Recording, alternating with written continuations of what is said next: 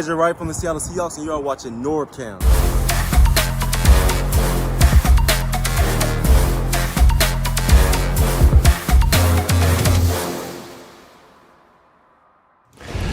All right, what's up, everybody? This is NorbFam coming at you on this Thursday night before the final week of the regular NFL season. It's crazy. This whole season, it seems like it just went by in a flash, but here we are.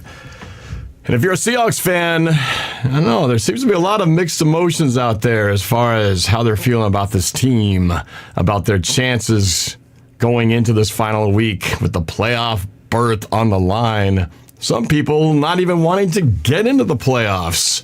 I've been hearing that actually from like weeks ago. People saying, I'd rather not make the playoffs. I'd rather just improve our draft stock and, you know, flush this season down the toilet. I'm curious to hear what you guys have to say, as I'll be taking some calls and Discord comments during the show a little bit later on. But if you want to call in, the number's right here. I'll leave it on the screen right here, 202-926-1076, and then enter the code 696153. I'll put you in the queue till it's time to take your calls. And I see some people in the Discord already, and I'll get to you guys in a moment. But I want to talk just a little bit about what I think, because I'm still a Seahawks fan who wants to see the Seahawks get into the playoffs. All right. If you got questions, you can put them in the chat as well. Again, I'll be getting to those a little bit later in the show. So save your questions till the end so I can have time to address them all. But I do want to thank those of you who are jumping in right now, like Isaac 503 and JDA Legend 27 and Pray for Mojo, Tyler Moreno, Augie Giacalone, Ilona, always in there, support my channel, appreciate it. Augie, Dylan, keep the chats going on, and let's just keep this conversation going. I can't wait to hear from you guys. We got a couple people already on the line ready to talk about this, but I want to get a few points out here. My first point is, if you guys are new to the channel, make sure you do this. Make sure you hit that subscribe button. Click that notification bell right there, and that way you'll always be alerted whenever I put out a new video, okay? So that's point number one. So I appreciate you guys being on here and supporting my channel, especially for those of you who've been here for a long time. All right. It's week 18, final game of the season. And I said in my title, and I'm going to get into that, to beat Arizona, the Seahawks must do this. And this might be an obvious one, right? Obviously, you got to win the game. But how do we do that? Especially after what we just witnessed last week in Seattle with everything going our way. We had control of our own destiny. We had home field. We had the final game of the regular season with the fans, you know, all ready for Fan Appreciation Day. I had my special day where I got to go on the field and get recognized by the Seahawks as the Seahawks Fan of the Year. I was like, what could go wrong? Well, quite a few things, apparently. The biggest issue with that game last week was the tackling. All right, we could not stop the running game of Pittsburgh. And we got ran over 120-plus yards. Not to mention some very clutch pass plays by the Steelers as well. But this is nothing new. We have been kind of complaining about this all year long, the inability to get off the field in third down and ability to tackle. But I'm not even going to make that the main point. I think that's too obvious. It's too obvious to say the thing that has been the issue that I've been saying from week after week after week after week. I'm not going to even go there again because it's too easy. I'm going to actually bring up a point I have not even said all year round of what we're going to have to do to win this specific game. And I'm going to get into it right here. I'm going to skip all the obvious things like the tackling, like convert on third down and stop them on third down and win the turnover battle. I mean, those you get pretty much plug and play into every single game, right, as to what you have to have happen. But I want to get into one specific thing that I feel like we have to do in this particular game. And it goes against everything that Pete Carroll normally does. And I think he's going to have to go against that. And that is, he's going to have to be much more aggressive on fourth down in this particular game. Now, I'm normally one who's let's take the points, let's play it safe, let's punt the ball here and let the defense get the stop.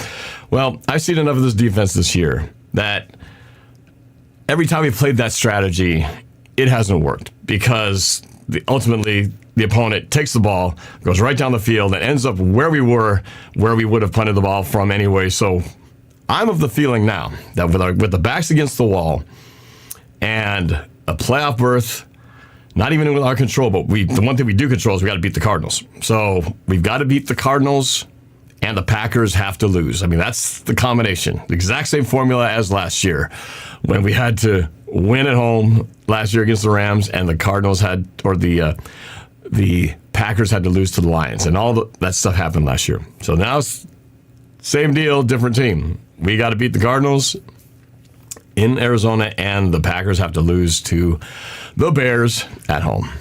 So can't worry about the Bears game because we have no control over that, but we do have control over this one. So that's what I think we've got to do. And watching some behind the scenes, some mic'd up clips of the Steelers, Mike Tomlin, when he came into our house last week, there was clips of him talking about how he's talking about going ultra aggressive. And the point I want to bring up is the one where it seemed like an obvious run situation. They'd been running all game, and it was our last stand. We didn't get the onside kick, and so the Steelers had the ball. And what's the first thing they do when we're all expecting just, do the conventional run the ball and just try to keep the clock going? Well, he throws a slant on the first play, and I'm shocked. I can't believe they're putting this ball in the air. And what do they do, though? Convert a first down right off the bat. I mean, completely just sticking it right to Seattle, not even giving it a chance to try to hope they can, get a stop and get the ball back. Ultimately, they eventually did run out the clock, got the ball down to the 3-yard line, and game over. Well, we need Pete Carroll to pull off the conservative reins here. I think he's got to be much more aggressive. You got the ball. Now, you don't go crazy, go for it on 4th and 10 on your own 5-yard line. But let's say Seahawks got the ball. It's 4th and 3, 4th and 2 at their own 40-yard line, 45-yard line. Normally, we punt the football, right? Well, I'm thinking this game, forget all that. I think we got to be aggressive. We got to take it within a reasonable, makeable 4th down. I think this game, we just got to go for it. Run a good play, though. Don't run some stupid, obvious run up the middle play. Mix it up. Go bubble screen. Go, jet sweep. Do something different where you're not just playing right into the hands of the Cardinals defense. Watching the Huskies on Monday was awesome. They're going to be playing in the national championship this coming Monday. But the way the Huskies have won so many games this year is they've rolled the dice. They've gone for it when I'm still screaming, don't do it, don't go for the 4th down. And yet that is how they've managed to get to this point where they are now. Because they took a chance, they ran, and they made great plays. I think specifically the one where UW went against Washington State in the Apple Cup. It was 4th down it was 4th and 3 or something on their own 29-yard line. Game on the line. And if they didn't make this, the game would have been over. And what do? They fake the run up the middle, go end around with a Dunze, and they get 10, 15 yards, and ultimately win the game with that play. Well, that's what Seattle's got to do. I'm going to be screaming at the TV on Sunday, yelling, you got to go for it, you got to go for it, because I simply don't trust this defense. I don't trust this defense to make the stop. And the Cardinals, if they're going to do anything like they did against the Eagles last week, and if they're watching the tape of the Seahawks-Steelers game, it's not going to be a pretty sight. Because I have a feeling that the Cardinals, who put up 200-something yards against the Eagles last week and ended up controlling the time of possession, obviously winning and outscoring them, even though being behind in the first half. But they just laid it to the Eagles, and they just went all out. And I just feel like with James Conner in the backfield, if they do that again, we're going to be in some trouble. So we're going to have to extend drives to keep the ball out of Arizona's hands. So that is the one thing that we haven't done all year that I feel like they can control. Pete Carroll can decide to go for it more aggressively on 4th down in this game. I just think we got to. It's almost like you got to be in 4th down territory from any time we get the ball, assuming it's not 4th and 15 or something, whenever we're at least our own 40-yard line or beyond. This kicking the ball 4th and 1 from our own 45-yard line or midfield ain't going to cut it. We're just going to be giving the Cardinals free points, free yardage, free clock. We're going to have to go for it. We got to be aggressive on 4th down. Have to do it. And that's, to me, I feel like will be the key. And I'd rather go down fighting than kicking it and watch our defense just slowly bulldozed, steamrolled over by the Cardinals and an aggressive stick-to-the-run campaign. I say this every week, and I always say that give me this one stat, and I know we'll win the game, and I don't even have to look at anything else. If the stat line will say the Seahawks rushed the ball for more than 25 attempts and put up more than 125 yards, that's a winning formula. We are going to win the game if that number alone, minus turnovers, we can't have some like 5 turnovers to nothing, but if we get those kinds of rushing numbers, 90% of the time we will win the game, because that's the one thing that Seattle fails to do whenever they lose. When they don't run the ball, commit to the run, and when we don't get close to 100 yards. So, and how we do that, we got to keep the ball in our hands, and we got to keep those possessions going. And then it opens up everything for the passing game, all that stuff. But if we're running the football, less likely that we're getting sacked, less chances of turnovers, all that stuff. So that's what I feel we got to do. Jason Wolf in the Super Chat says, I sent you pictures of that sign on an email. What sign are we talking about here? I haven't been looking at all this stuff on here. I'll try to check my email real quick and see what you're referring to. The sign that he's referring to. But I do want to get to some calls and get to you guys' answers to some of these questions. A couple of questions I want to find out is, do you want the Seahawks to make it to the playoffs? One. And number two, a lot of talk about people wanting Pete Carroll out. I've been hearing that for a couple of years now, or maybe more. But are you guys to the point where you've lost faith in Pete Carroll and you're ready to move on? Or do you still feel like you want to see him try to turn this thing around? Now I'm just curious to see what you guys have to say about that. My personal feeling is Pete Carroll has a lot of power in this organization. And if I'm not mistaken, the only person who can kick Pete out is the owner, Jody Allen. I do believe she's the only one who's got power above him with that authority. I don't think even John Schneider can get rid of Pete if it came down to it. So that's what it's going to take for Pete Carroll to leave this organization, whether you like it or not. Send your emails to Jody Allen if you want her to make that move. But as fans, I'm curious to know where you guys stand on this as far as making the playoffs, and do you want to see Pete Carroll around? For me, I want to make the playoffs. I don't care if that means, we're just going to lose in the first round. I like the potential matchups we have. I like the idea of playing Detroit again. I'd like another shot at Dallas. Now, the Rams and 49ers, not so crazy about those matchups. At some point, that will probably have to happen in order to advance any further. But I love the idea of trying to get another shot against Dallas, another shot against the Lions. And give me Dallas, and this time with Kenneth Walker. We didn't have him last time, right? We were missing Witherspoon for a good chunk of those games that we ended up losing to the 49ers. Walker went out against the Rams in the second matchup. So I want to see a second shot at these guys. And the only way we're going to get it is if we get into the playoffs. So the shot, it's a long shot, but I want to see it happen. I don't know about you guys. I want to get those feelings from you. All right, let's go to the phone lines. Oh, it's my buddy here, Patrick Hirong. Let's see what Patrick's got to say. Let me make sure I got this all working here. Patrick, you there?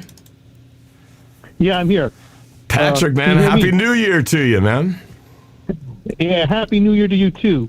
Here's another one that I suggest, too. And I say that if we win the toss, take the ball. No need to refuse it for the second half. Take the ball and be aggressive, like you said.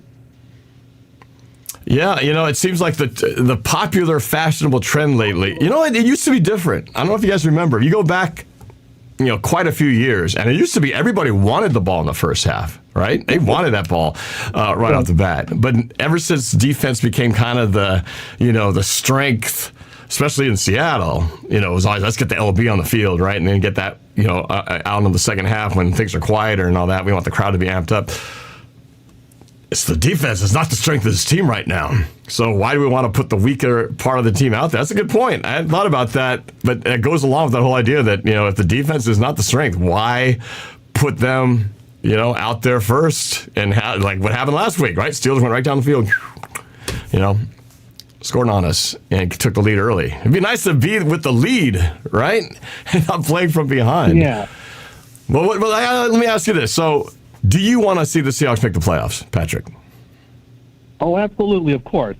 Because, okay, good. It would, because we don't want to be watching other teams during the playoffs. Let's just see the Seahawks go to the playoffs and see what they can do from there. You never know, right? I mean, we won't play this. We're not going to play the 49ers in the first round. That's for sure. They're getting a bye. So it's going to be one of these other NFC teams who I want a rematch. I want a rematch with the Rams. I want a rematch with the Lions. I want a rematch with the Cowboys. I'd love to see it. Heck, the Eagles for that matter, right? The Eagles are a hurt bird right now going into this playoff. So, you never know. And Christian McCaffrey, 49ers, a little banged up. Who knows how he's going to be when the playoffs start, right? So, well, let me get you this other parts of this question that I seem to be popping up everywhere. The Pete Carroll. Are you done with Pete, or do you want to roll with him at least another season? I still want to see him coach. I mean, if he wants to quit, let him quit in his own recognizance. Not let Jody Allen fire him. Let him quit on his own. So regardless of whether we make the playoffs or if we lose to Arizona, you still feel like he deserves at least one more year? Oh, yeah. And, if they want to fire someone, fire Clint Hurt. That has definitely been the issue all year, has been the defense. Can't argue with that. And I don't know if it's been much how different it's been from last year. We were like one of the worst run defenses last year. Now, we start out pretty good, but man, the way the rest of the year has gone out, we've pretty much slid back down to that bottom third of the league. And yeah, man, I've been saying, where did Seattle lose their ability to tackle? And do you blame, is that a Clint Hurt thing? Or is it a player thing? Or is it something else that's missing? I don't know, man. What do you think? Why can't the Seahawks tackle? Where did this happen? I think the players are just not cognizant. The players are just not cognizant out there on the field and don't know where the running back is. That's a good point. There was one play, that first touchdown by the Steelers, man, it looked like everybody didn't know what the hell was going on. Or they didn't, I don't know, like they didn't even want to. There seemed like a missing spark of hunger in there to try to even get in there and make the tackle. A lot of standing around. So I'm with you, man. It's it's very, the D coordinator is very easy to target, but it is his job, right? Saying that the defense has just poor mindset on the field. That's what it is. And you Their feel like minds are not in the right place. And you feel like the defensive coordinator is the responsibility for that. Yeah, or his schemes too. Also, they're not in the right. Players are not in the right position. So you're saying you blame Clint Hurt for the failure of this season to be more successful? Right. Okay. I can't really argue with you there. That's about it. All right. It. Thank you. All right, man. Patrick, it's good to hear from you, man. Let's go to another caller here. Let's go to Sam Dog, the infamous 253, my buddy in the South End. Sam Dog, what's up? Not a whole lot at the bar right now. Just chilling, man. Just gonna go to my pop's house later and get ready to make that flight down tomorrow. You're heading down to Arizona, man. All right. I know you'll be down there making some noise, repping the 12s. I don't think I need to ask you, man, but I assume you want to see the Seahawks in the playoffs, don't you? Whatever happens, happens. But if we don't make it, let's just end on a high note and pistol whip Pigeon Murray and the Cardinals and just freaking have something to feel good about going into the offseason if we don't make it. Regardless, I just want to win. If it does end up being Geno's last game as our quarterback, I want to at least have that bragging right saying we swept Arizona 2 years in a row with Geno Smith and make it a 5-game winning streak dating back to Russell's last game as our quarterback. But if we win, and let's say you're watching that Packers game, I assume you're rooting for the Bears to get the win so that we can snag a last-minute playoff berth, right? Yeah, that's why we need the Bears to win. Crazy. We got to rely on the Bears to help salvage our We have to season. rely on the Packers to lose again, just like last year when Detroit did it. That's crazy, right? Crazy to just come down to this same scenario. Same scenario, just different teams. How do we let it slip through our fingers? Rain. It's supposed to rain on Sunday too, from what I've seen in the weather. But they got that closed stadium anyway, right? So the weather doesn't really factor into Arizona, right?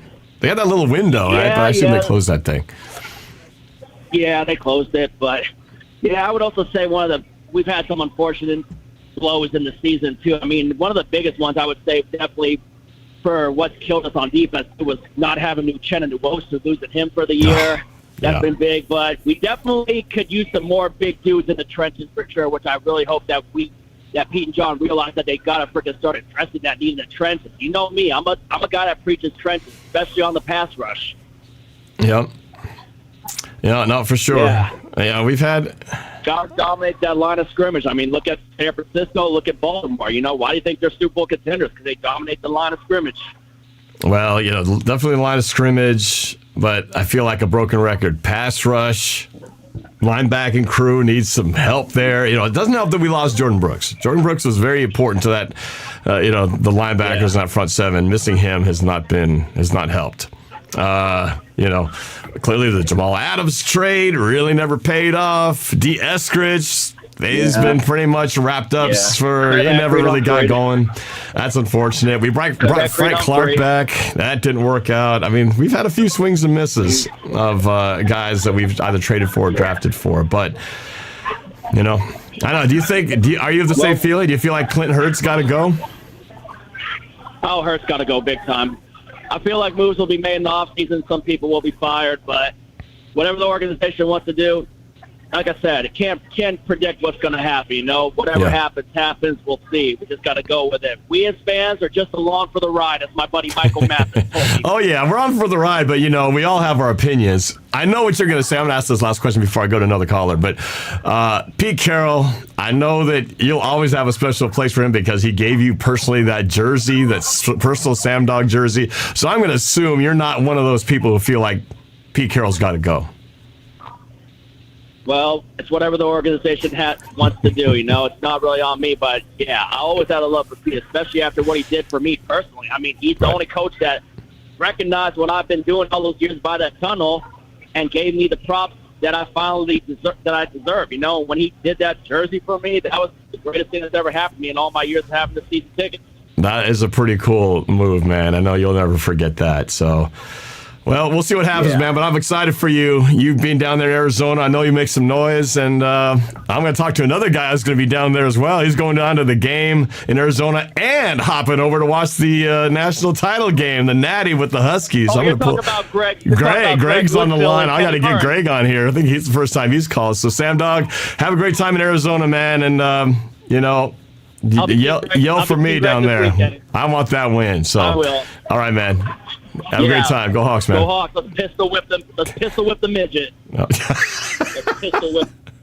Watch your language, man. These terms, you got to be careful. The PC world that we live in. All right, Sam Dog. All right, let me go to Greg, if this is indeed Greg Woodfill. Greg, is this you? What's going on, Norb? Greg, man, first time calling, I think. So, yeah. I've been seeing you at Kenny's posts. We're down here already. We're got a little bite to eat. We're hanging out before we go out again. But we're stoked. Big weekend. Yeah, you and Kenny hanging out down in Arizona, and then heading over to the Natty over in Houston. So what's the vibe down there, man? In Arizona, a lot of Seahawks fans around there.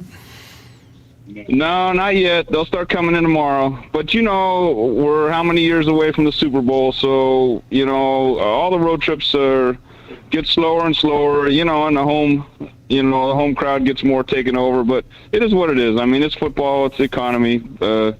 You're not going to get the hype as when you're winning, but fans like us, we're going to be there, so it don't really matter. In fact, I've been hearing ads every day to get on the sign up to get on the Blue Pride list. Now that kind of blew me away. I mean, I've been on that thing for like 8 years. I'm on the list to get on the list. So if they're putting commercials out that means people are starting to drop off, which is just a natural part of the game. Well, you know how it is. Winning solves everything, and losing causes a lot of issues too. So let me ask you, Greg. We haven't really talked a lot about, just sort of our take on, who's to blame for this season. Do you have a take on it that you're willing to share on the air here? There's some things. You look at Uchenna, right? We were. I don't know if you remember the first games, how all of a sudden the run game, we were stopping the run game when we'd been the worst for years. Mm-hmm. We were top 5. He could set the edge. We were top 5 with him in there. And then from week 5 on, we are 32. We're last. So, we got some young guys we thought maybe could step in there and do that. And so far they haven't proven they could. So, that's getting solved next year. He'll be back. But this whole thing about, do you want to win? Do you want to be in the playoffs? When I hear somebody say we just might as well, we're not a Super Bowl contender, we might as well just lose it out so we get a better draft pick. I just want to reach out and strangle them. Same. There's no question you want to get in the playoffs. You always want to get in the playoffs. You got one of the youngest teams in the league now. This rebuild you've had the last couple of years, you've had a lot of good pieces. Yeah, we need more, but them young bucks, they need some experience. They got a little taste last year. Get them in and get a little taste this year. Of course you want to be in the playoffs. That shouldn't even be a question. It isn't about whether you're one of the top 3 teams and, we're not going to win the Super Bowl. So I don't even want to hear that thing about lose on purpose so you can get a better draft pick. That's the most insane thing I've ever heard. I agree. If we had been doing that, there were people saying we should already tank the season back before the Eagles game. When we lost to the Rams, I was already hearing people say, this season's over, let's just tank it. If they'd done that, we never would have had that Eagle, magical win. There's so many things that it's like, it's not just the whole big picture. It's like every moment, every game you get, you want that feeling, that taste of victory, because it's amazing when they do. This ain't the NBA. You do not tank in the NFL. If you try to tell players, now maybe somebody up on the top of the organization says pull this guy or pull that guy, for whatever reason, but nobody, coach or a player, is going to tank in the NFL. Well, look how the Cardinals turned it around. You just that tape that you're playing is for your job, for maybe with another team for the future, or your coach, your assistant coaches, everybody that's working for the team. Nobody ever will tank in the NFL. And to ask for them to do it or think that they would. Now, you could root for them to lose. You could say, we're favored to lose by 8. Man, I hope we just lose so we get a better draft pick. Okay, if you want to roll with that. But if you think the team, a player, a coach is going to tank an NFL game, you're out of your mind. Yeah, no, that's why I don't believe in these conspiracy theories that, it's all scripted. They're all just, it's all fake. They're not trying unless it's part of the script. So, no, you see these guys, you hear them talk, you see the emotion. If you watch any of the stuff behind the scenes, every one of these guys, like you said, they're playing for their future job, their future contract. Nobody wants the guy who looks like he's not trying. So these guys are all putting their butts on the line. It's not just that. It's the coaches, the assistant coaches, their families, the workers down at the VMAC. Everyone is invested in this. Nobody's going to ever lose on purpose. Do you feel like any coaching changes need to be made next year? Yeah, I think we got to shake things up. But I'll tell you what, I'm never one to say somebody should be fired. That's not me. I don't have the skill set to say that, and I don't wish that on anybody. But a shakeup, yeah, I could see that coming. Is it time for Pete to move up in the office? Is it the coordinators or is it their assistants? Mm-hmm. I don't know. We're not there every day, right? But what is Pete built on? Always compete. So we got to compete, and that's from the people opening the door to the building to assistant coaches and coordinators and Pete himself and John and everybody else. So you got to you got to I don't know. Yeah, I got you. I got you. Well, you know, I'm as far as Pete Carroll. I mean, I've been watching him and this team for too long. You know, and I guess I have that long-term memory where I think about all the things he's done for this team or for the city and bringing us to championships. So I'm not one to ever just go, well, he's done. We didn't fire him. You know, so I feel like something does need to be fixed. I'm really concerned about why the tackling has been as bad as it has, but I don't necessarily put Pete Carroll as the one to blame for that. But I do feel like they've got to make some changes. I don't know. They got to bring maybe a tackling expert, bring in a rugby guy, or have a rugby session where these guys remember how to tackle, put their head out of the game and wrap up and all that stuff. That seems to be something that's missing. But, you know, that's I feel has been the biggest issue for the Seahawks. So I hope they can get that fixed. Obviously, it's too late to fix now. But moving forward, you know, it's just back to those fundamentals. Well, this is the first year where, I mean, you never would see players quit on a game, get blown out. I mean, this whole era we've seen, you know, 2 or 3 games like that. And I never seen Pete in a press conference kind of talk about, you know, they coached him up what to do and the players just weren't doing it. So, you know, is he losing the team? I don't know. I can't say, but I can't hate on the guy. I mean, it seems like it's coming to that time, but he's earned all these years up to now. At least. Norby? What up, Norb? Is that Kenny? That's KB in the background. Yeah. It sounded like Kenny. Hey, we were just talking earlier today that it almost seems like he won't hire assistants that could step in as a head coach. I don't know if he would think like that, but it's always felt that way. You know, you don't get the top tier guy that if things were slipping, you know, the fans would call for him to step in. I don't know if he's hiring that way or the top tier guys don't want to come here because Pete would have too much control. I don't know what it is. Yeah. I don't know. We'll see. You know, I'd love to see Dan Quinn back in here, but I know that he's got a pretty good thing going on in Dallas right now. But you know, who knows? Well, who knows? Yeah, but I know there was a rumor about him. Yeah, but there's a lot of rumors. There's a lot of rumors he's been turning down that job. So turning down some jobs. So I don't know. But here's the deal with Pete for me. This wild ride, even seasons like this. There's been games, the excitement when you come back and win. I mean, it's been a roller coaster, and yeah, we haven't got as many titles as everybody want.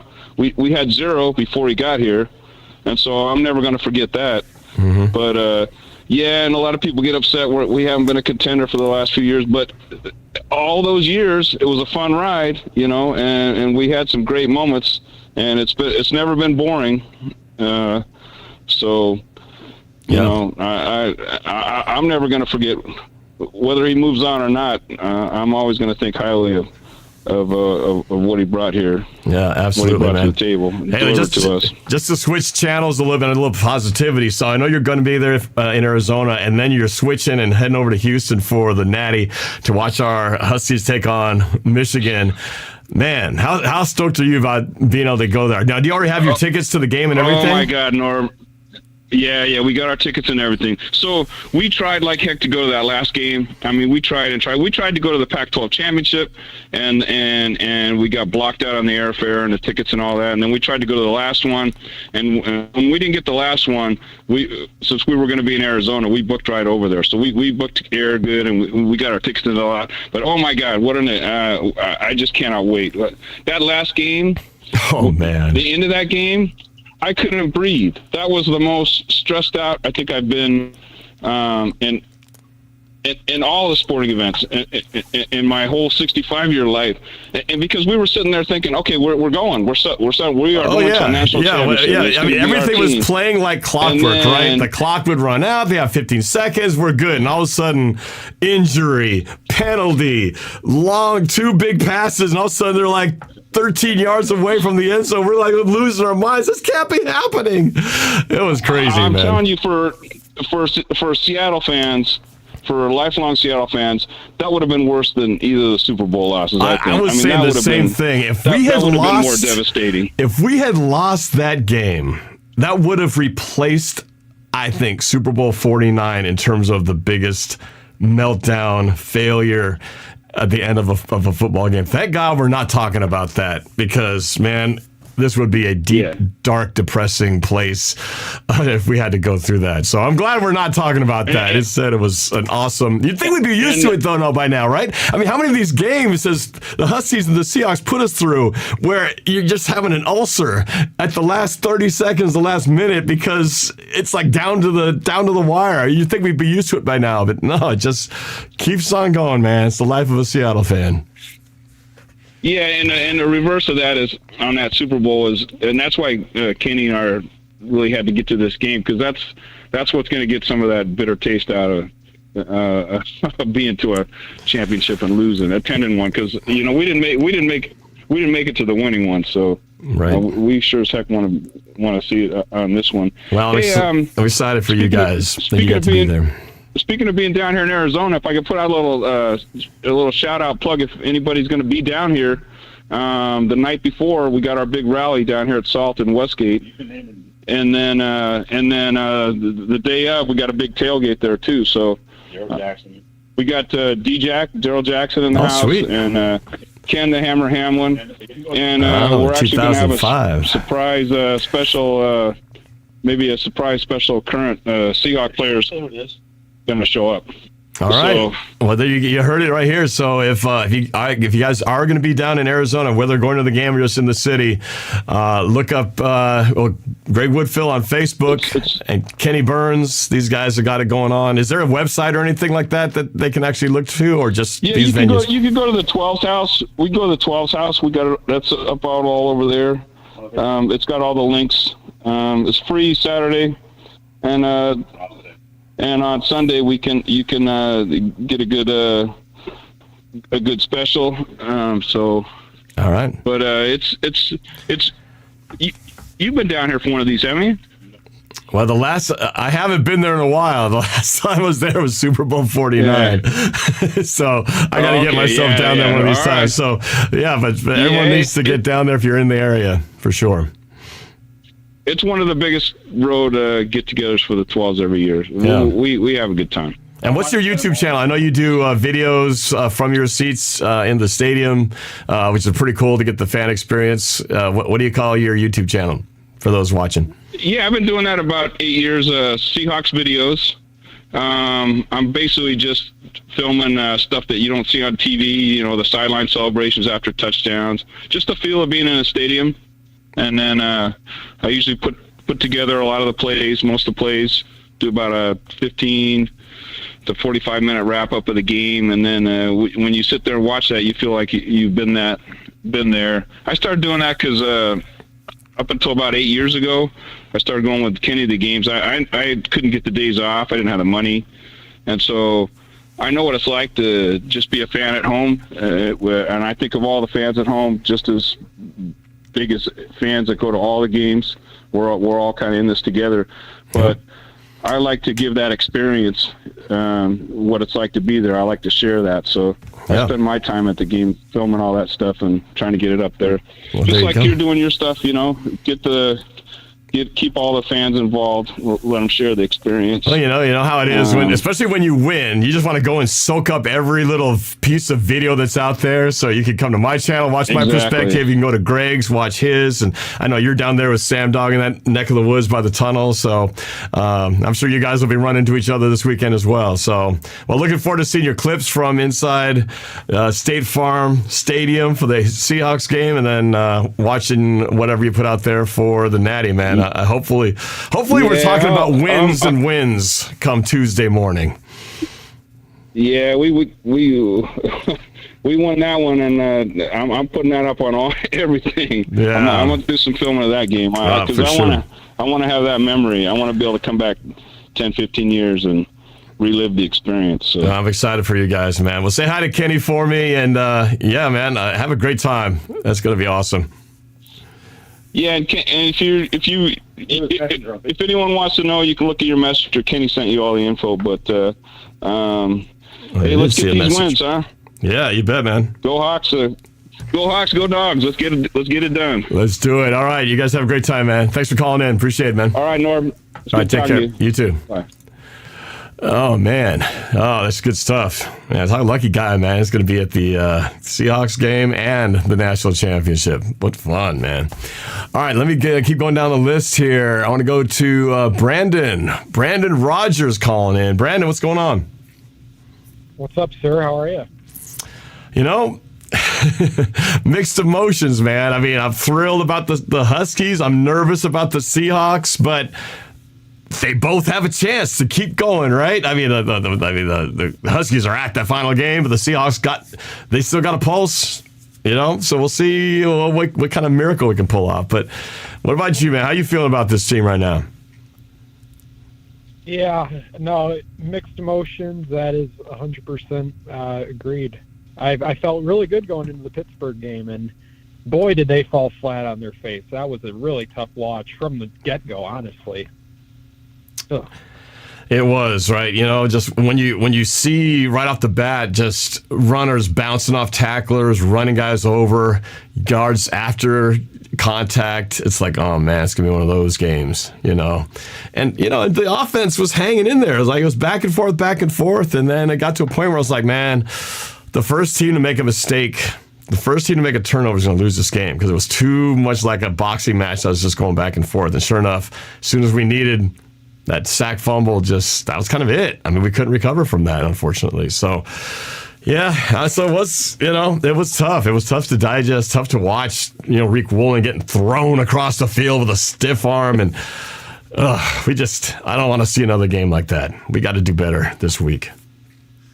No, I'm with you there. And, you know, honestly, at no point in that game where I really felt good about our chances, because Pittsburgh was just able to sustain drive after drive.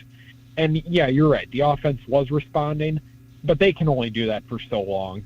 And, you know, it's just like vice versa. If the defense is putting in work, like the Cincinnati game, for example, the defense just limits the offense, and the offense can't do anything.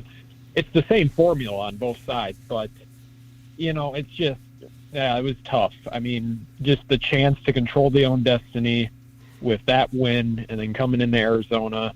I mean, it's a tough pill to swallow, but, you know, it's basically the same scenario as last year for this team. Exactly. You know, Green Bay lost, yep. win. So, I mean, it happened before, but can you get it 2 years in a row? That's going to be tough. So, who do you put the blame on? You know, there's so many people who jump on Geno's back, a lot of people jumping on Pete Carroll, a lot of people on the defense, the defensive coordinator. If you had to point your finger at the biggest issue, biggest one to blame, I guess, where do you put the blame the most heavy on? Well, I think we got to go with the defense because it's Pete's defense. They've thrown so much money and assets into this defense. And yes, it did perform the first half of the season, but as of late down the stretch, when you need your defense to perform, you're not really getting it. I mean, the Philly game, yes, you got it at points in the game for sure. But other than that, in the second half of the season, it hasn't been there. So I think with what Geno has done, with what Geno did against Dallas, against the Steelers, I think Geno's eked his way out of some blame. I still think, you know, the offense deserves blame. But then again, you were down 2 offensive linemen for the second half on Sunday, and at points throughout the second half of the season as well. You had a rookie right guard in there, Anthony Bradford. So, I mean, you can only do so much with what you're given, and Abe Lucas being in and out. So I definitely put most of the blame on the defense because of what's invested in it, and whose defense it is. It's Pete Carroll's. It's what he's supposed to do well, and it's just not playing well right now. So I think it's on the defense and Carroll. I don't know. I don't think you can say it's on Clint Hurt, because Clint Hurt's just the yes man. So, you know. So you're not a fire Clint Hurt guy. You feel like the blame goes all the way to the top to Pete. Well, I mean, I think Clint's done some good stuff here. And then again, is it really his stuff, though? But, I mean, Carroll, it's just Carroll has full control, and he's had full control on this defense since basically Quinn left, or if you want to say Richard. So, it's tough to say, but it's just this defense for what it's been put in. You traded for Leonard Williams. You signed Julian Love. You signed Draymond Jones. You just need to get some better play out of it. You brought Bobby back, and now Bobby's future with this team is in question again. So, I don't know. You just got to win and hope for the best. But, yes, this defense needs to play better. I do have to offer, this other perspective, and it's an easy out, but it's a real out. That we've had some bad luck on the injury side. You mentioned the offensive line issues. We lost our center. We lost our right tackle in this last game. But going into this last few weeks, we haven't had Witherspoon. We lost K9. We lost Jordan Brooks, right? Losing Uchenna Nwosu early in the year. That was brutal. I mean, that might have been the biggest loss of the year, that single player, because the difference with him and without him was huge. And so some of these things, right, you can't control injuries. And look at the 49ers, right? They are a different team. Yeah. When they lost those 3 games in a row, they were missing 3 of their best players, right? CMC went down, Williams went down, Deebo Samuel went down. When those guys were out, it was like all of a sudden the team looked like an average football team. But now they're getting healthy at the right time, except for CMC, who's banged up a little bit. But we've kind of had some bad luck. Like, even when we get one guy back, we lose Witherspoon for 3 games. We get going to that Rams game, and then K9's gone for 4 games. So that whole stretch of that gauntlet, K9 was not available to play. And that's, there is a bit of, man, you just get dealt a bad hand. It doesn't matter who's calling what shots if you're just missing crucial guys. It's possible that maybe that the injury bug has just been some bad luck for Seattle. Yeah, great points. I think not a lot of people talk about losing Uchenna. And, I mean, he was such a big impact guy last year for this defense, obviously why he got brought back. And when you lose him, you lost Brooks for a little bit. But you're right. There's good points in that statement you brought up. But I'll go back to this, though. Look at what they've invested in the defense. I'm just saying because you traded for Leonard, and that was supposed to come in and he's played all right, though. He had some, it took a little while to get it going, but he's had some good games. Yeah. He hasn't been a bust, unlike some other people. What, though, too, you talk about a team that rebounds from these injuries and that can fill guys in and still stay on track. It's the Cleveland Browns. I mean, Stefanski, he's done a hell of a job over there with Flacco, and they've had multiple injuries. That's true. Both sides, whether it's their offensive line, Nick Chubb, it's just they've discovered the fountain. They've discovered the fountain of youth at the quarterback, making everybody forget the fact that they just spent a boatload of money on a guy who's not even playing or hasn't barely played at all, and they're okay with it because somehow Flacco rose from the ashes and is like, this guy won Super Bowl 47 for crying out loud, and here he is having this resurgent season. It's amazing. They're playing with house money, and that's the best money to play with because you got nothing to lose. But I'm just hoping get above 500. Hope for Chicago. I do think Chicago has a good chance against Green Bay. I see a lot of people picking Green Bay, but this is the same scenario last year, and Green Bay blew it. So different quarterback. Jordan Love has had some bad home losses and some bad losses in general. They lost to Tommy DeVito. They lost to Baker. Baker's but the Green Bay team is beatable. So Chicago's playing good ball. So I'm not feeling the best right now, but obviously we got to take care of business for it to matter. Right. So I think we got a good chance. So we'll see. Yeah. Well, the games will be happening at the same time, so we won't be able to know. Except till we get maybe halftime and see how close our game is and how close the Packers game is, but they'll be right side by side. So we'll definitely be scoreboard watching to see how that goes. But we got to take care of our own business. I mean, at least if something's going to happen, we got to control what we can control. So, and it'd be nice to get a second win against the NFC West because we've only beaten one team in the NFC West, and that's the Cardinals. We've been swept by the 49ers and the Rams. So it'd be nice to get a sweep of our own. So we need this badly just for morale and everything else. That is a Pete Carroll quote you just took. Control what you can control. I know it's cliche, but Pete repeats it constantly, and that's what they got to do this. He also repeats constantly, can you win the game in the first quarter? you know, and I think they take that too literally and decide to not start playing hard until the fourth quarter. And if you actually scored like 4 touchdowns in the first quarter, you could win a game in the first quarter. I'm just saying.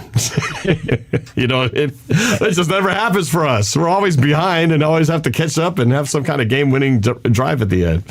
But anyway, we'll see what happens, man. But thanks for calling in. I appreciate it, man. Appreciate it, sir. Yeah, we'll talk hopefully after the game, and hopefully we got a playoff spot. I hope we have some really good news Tuesday morning. I just would love to be beaming with all kinds of excitement about how great this weekend has turned out. So we shall see, man. All right. Thanks, Brandon. Appreciate the call.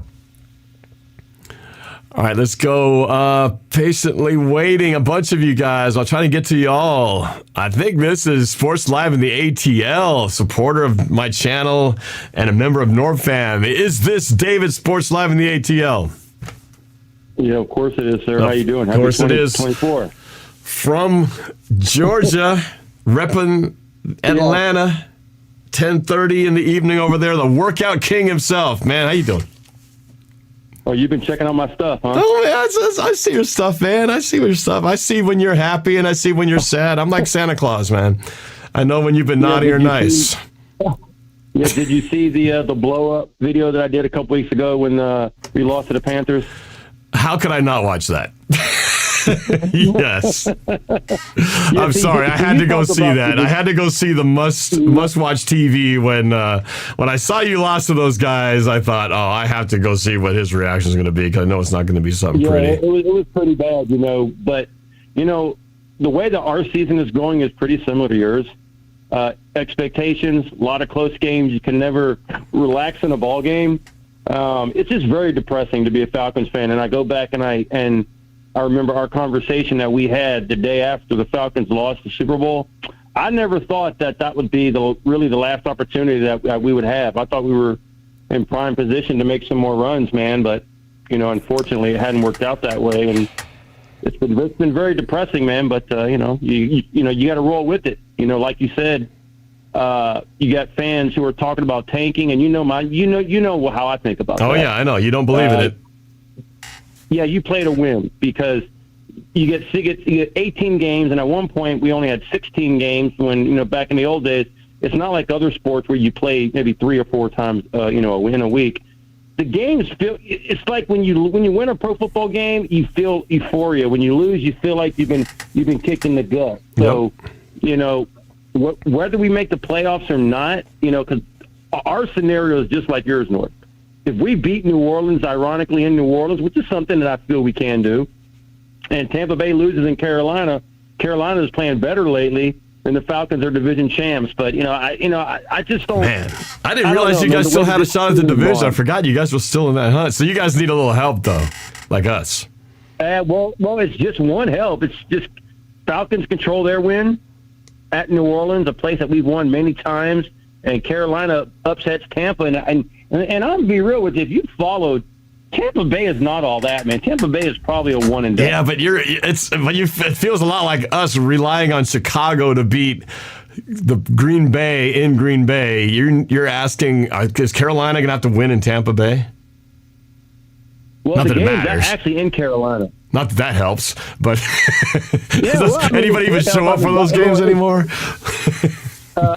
Corrections, sir. Carolina beat us 9-7. I know. I don't know how the hell that happened, but still. So it definitely is possible. And I also wanted to say, because I got a few things, because I know this is more of your fan base and all that, man. But I am so happy for you being the Seattle Seahawks fan of the year.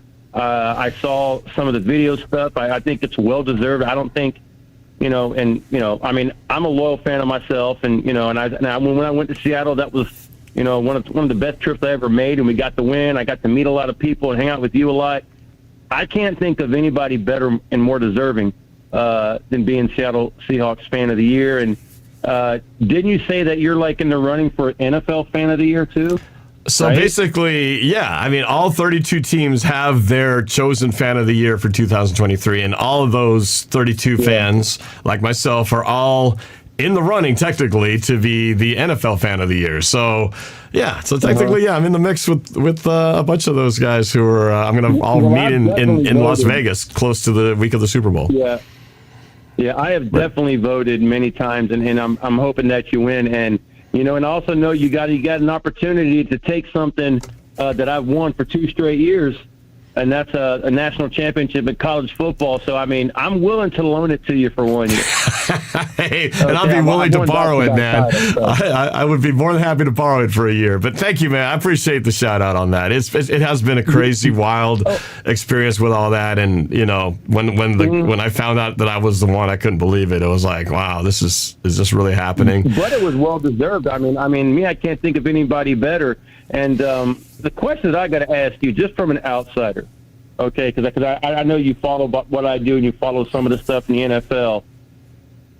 Since you and I are so prominent with the Falcons and the Seahawks, and we have done so many things, so you have seen so many excitements for myself and so many letdowns, and I like to think that you probably have peeked at the Falcons periodically because of myself. What do you think about the situation with Arthur Smith and Desmond Ridder and this quarterback carousel? Do you believe it's a Matt Ryan curse? I definitely do. You mean the way they treated him on the way out? That's the punishment the team is getting now? Yeah, I think it's a curse. How do you see the Falcons just the way that they are right now with this debacle of quarterbacks the last couple of years and then the Arthur Smith possibly being fired and all this stuff? I mean, what do you think realistically is probably going to happen if you had to put your stamp on it? I mean, it's tough, man. I don't know them like you do, so a lot of it I get is from you, and I know that you're not exactly the biggest Desmond Ridder fan, nor are you. You've been kind of calling for the coach's head for a while now, right? So, absolutely. I kind of a little bit shaded towards your way because you are my resident Falcons expert, so I feel like when you got an opinion on something, I'm usually leaning towards that to see is that they're kind of not proving you wrong either. So curse, I don't know. Curses are funny, man, because you start going to get into that. Next thing you know, you're thinking, oh man, I need to. I didn't put the deodorant on my left armpit. I did it on my right. That's why we lost. You start getting to some crazy stuff when it comes to curses and stuff like that. But ultimately, it's like again, I feel like what's happening with the Seahawks. There's all these unanswered questions, and that's why Pete Carroll's name keeps coming up. And who's to blame? Yeah, because you want to know what? You're just trying to get an answer. You talk about all this stuff. Well, you say that all that stuff that's going on with Pete Carroll. At least you have had one stable coach for like so long. Since the Super Bowl, we have been through.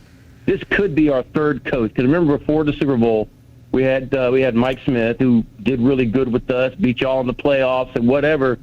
But we technically would have gone through since 2008 almost like 4 or 5 coaches, man.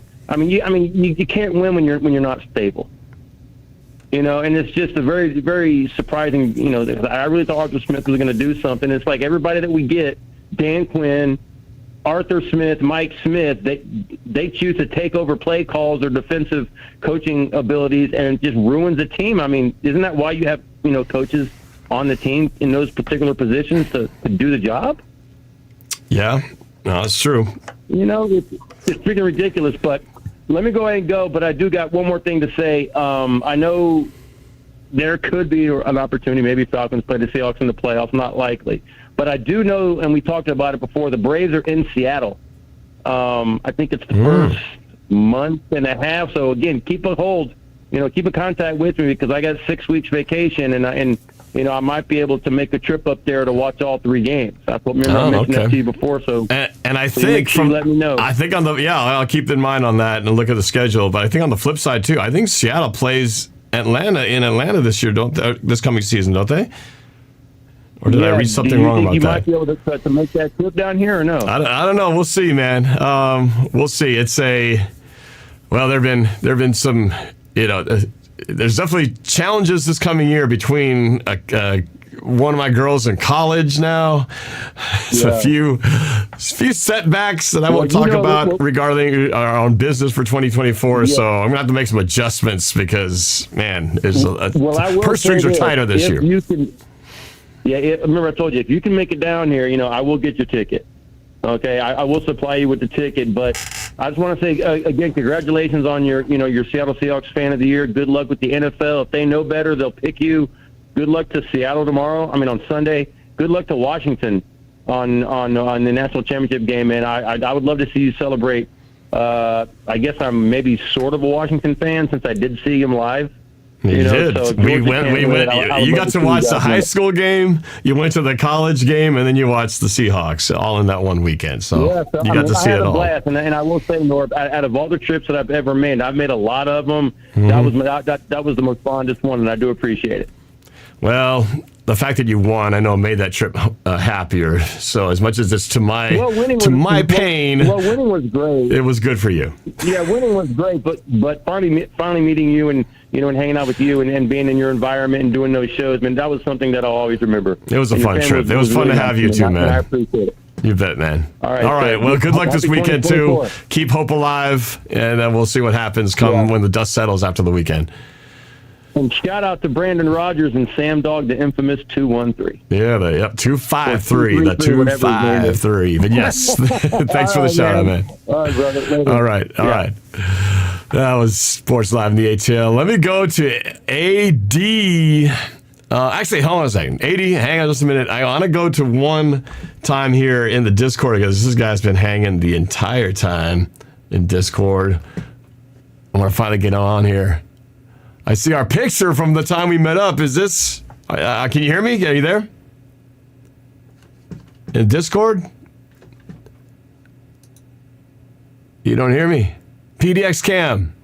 Oh, he is muted. PDX Cam, you hear me?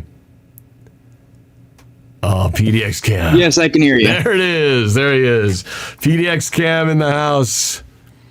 What's going on, man? Nothing much, man. Just enjoying my night. Yeah, and hopping on here to share a little Seahawks, I don't know, venting, if it were. What's your thoughts about the team going into Arizona and the scenarios have to play out for Seattle? Do you think we're going to get a playoff berth after Sunday? I really don't know, to be honest, because whenever it comes to facing the Cardinals, it can go either way. That's true. We have certainly beaten them while we were good, and they have certainly beaten us while they were bad. Yes, there's a lot of years we trade spots, right? They get one, we get one, but we have had the fortunate luck. We swept them, I think, last year, and we've won the first match. I would love to see us sweep this year. But, man, the way they played the Eagles last weekend, they look pretty good. Yeah. You know, a lot of it's how you playing as you're rolling into December and then now January. Cardinals are got it rolling. I don't know. We're going to have some kind of epic defensive performance and a perfect Geno performance to get this win. I think they could do it. No, I don't know. I'm feeling strangely confident that we're going to somehow pull it together, as much as that last game was so demoralizing. Oh, yeah. What do you think? Where do you put the blame as far as whose fault is it that we are in the scenario that we are right now? Who takes most of the blame, in your opinion? Probably, I want to say Clinton Hurt, but I also want to mostly put this on the players themselves. Like, it's just kind of been a bit of a roller coaster, especially on defense. Mm-hmm. It's like, and I've been saying this for years, you know, we always seem to struggle on stopping on third down. Whether it's us over pursuing to get to the quarterback and the quarterback slips away and gains a whole bunch of yardage, or whether it's us not getting to the quarterback quick enough and they make a great throw and they get a bunch of yardage. Kind of like that Pickens play when it was like 3rd and 9 or something and a huge point of the game, and he just, I don't know, he double clutches, throws it up in the air, and somehow he comes down with it. Back-breaking conversion. It doesn't even have to be like 3rd and 9. It could be like 3rd and 20, and somehow they'll still make a play that will make it a first down for them. That is true. It is more often than not. I've seen 3rd and longs being converted against our defense in a way you go, how the hell do we not get the stop there? And then we get like 3rd and 5, 3rd and 2, we can't get a conversion. It's always stuff like that gives me like 6 aneurysms watching this team. I hear that. Man, but that's what I was saying at the beginning of the show. I want Pete to be aggressive this game. If it's 4th and 2 at the 50-yard line, tell Michael Dixon to stay on the bench. Just go for it, man, because I'm tired of the old, let's just let the defense take care of it. We'll put the game in the defense's hands. Well, we've been putting the game in the defense's hands too much this year, and it's not paid off. So I think we just got to keep staying on the aggressive side and, go against conventional wisdom and go for it more often than not. What have you got to lose, right? I mean, it hasn't paid off the other spot way. At this point, but I mean, that's what I'm saying. I'd rather go down swinging in this game. I'd rather go down swinging and going for it than to punt the ball and watch the defense just erode time and yards, and they score anyway. Right? I'd rather see us go for it than have us lose that way, because I've seen that movie too many times already, and I don't trust this defense to get the stops. Sadly. Yeah, I just don't have a lot of trust in them making those stops either, honestly, especially with how they've played over the last 4 games. It's sad that we feel that way from a team that 10 years ago was the strength of this team, possibly the greatest defense of the 2010s. So, and now here we are talking about firing Pete Carroll and this and that and blaming everything on the defense and that they can't tackle and everything like that. So, I mean, I ultimately don't think Pete Carroll will be fired. Let's be real. He has way too much power in the organization. I agree. The only way Pete Carroll's leaving is if either he chooses to retire because he is 72 years old and he is the oldest coach in the NFL right now, or if in some realm of possibility Jody Allen just decides to start cleaning house, which it doesn't seem like she'd do because she seems very hands-off, a lot like Paul used to be. Like, he was a very hands-off owner, and she seems to be just as hands-off. Right. Yeah, I don't see it either because of the fact that he's protected by his position with the organization. I'm sure he wants to go out on a good note, but, it's like, man, look what's happening over in New England, right, with Bill Belichick. Now they're talking about possibly him getting fired. I mean, it's crazy, right? And I knew someday this was going to come. I made a video a long time ago, back in 2016 or something, saying I feel sorry for Patriots fans because someday you're going to experience what they're experiencing right now, where they went from... Don't feel sorry for Patriots fans after what they did to us. Well, this was in advance of that. I think it was after Super Bowl 49, but my point was, a little bit tongue-in-cheek, but basically enjoy it now while it lasts because it never lasts forever, and now they're seeing what that tastes like, So, but yes, yeah. You're right. That is a well-made point. All right, man, I'm going to get to some continue to go down the carousel of calls, but thanks for chiming in, and go Hawks, man. AD with a super chat says, hey, man, can I get a turn? I got a lot to say. Well, this is your time. Let's go to the phone line. Anthony D. AD was at the game. I got a chance to meet up with him and his brother and sister beforehand, and I know he wasn't exactly feeling great in the first half, and it wasn't because of the Seahawks play on the field. Let's find out what was up with that. AD. Yo, Noah, what's going on, buddy? Just, sitting here talking to you guys and trying to figure out whether this football season is going to come to an end on Sunday or if we're going to have more games to play. Well, what's on your mind? I know you said you had a lot on your mind. What's going on? Well, first of all, about the thing that was going on with me at the game, it was a massive migraine I was suffering during the first half of the game. Wow. You seemed okay when I saw you. Was that after we ran into each other and you started feeling like that?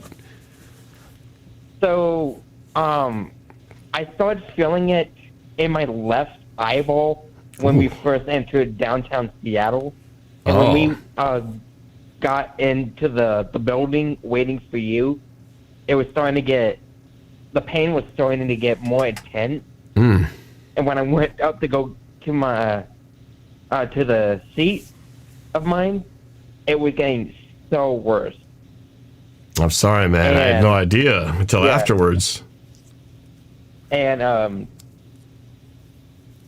towards the end of towards halftime, that one touchdown we made, we celebrated, and it just walloped me with a vengeance, and I was just in so much pain, dude. Yeah. And that was during our celebration. So while we were celebrating and cheering that first touchdown, you were screaming for a different reason. That's not rough. screaming. It was just like, ugh, it just hurt so bad, dude. So did it eventually go away? Did you ever get that to tame that migraine of yours to where you could enjoy the game after that? So before I went to my seat the first time, we had to go to a medic for me to get some Tylenol. Yeah, I read that. Man, it's rough. Yeah. And during halftime, my sister took me to the medic the second time to get some Excedrin.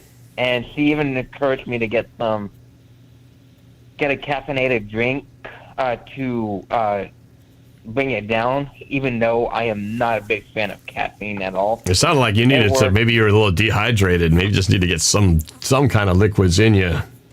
Sometimes that helps. I was drinking some water, and Megan told me it may have to do not only with the noise at the stadium, but it also has to do with the elevation that we were in the city, because we live in a lower elevation in Yakima. Seattle's kind of like a big elevation, you know what I mean? Interesting. Well, I could definitely see how the noise could have gotten to you. That's why I do wear my earplugs, so my hearing's bad enough. I'm trying to protect what's left of my hearing. But yeah, sorry to hear that, man. But it got better eventually. By the time the second half, it got better during the second half of the game.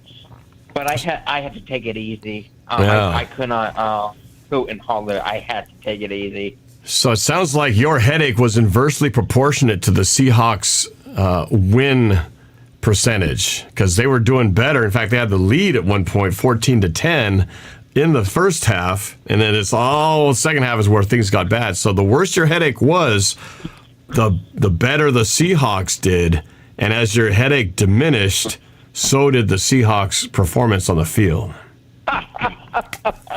So that's really unfortunate. I mean, I'm glad you felt better, but then the rest of us felt worse, because that's around the time when we got a sack fumble, we got down 2 scores, and then finally the Steelers put the nail in the coffin. Man, all because of AD's migraine. Amazing. Just kidding. It was fun though. I'm glad I got to see you beforehand, and Yeah.